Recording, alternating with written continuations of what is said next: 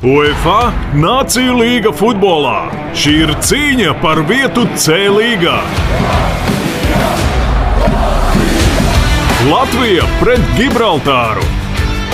Otrā atbildes spēle tepat mājās, Skonto stadionā. Pirms spēles pārtraukumā un pēc futbola studijā. Translācija no Skonto stadionā skatīsimies rītvakar 20:6 LTV 7.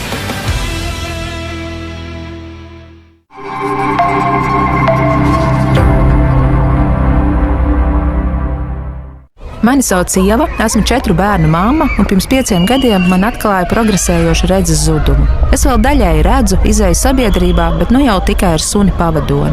Šobrīd lielāko daļu ikdienas rūpju uzņems mans vīrs. Samierināties ar jauno realitāti nav viegli, bet vēl grūtāk ar cilvēku aizspriedumiem. Diskriminācija rodas, kad mūsu aizspriedumi citiem veido neredzamus sliekšņus.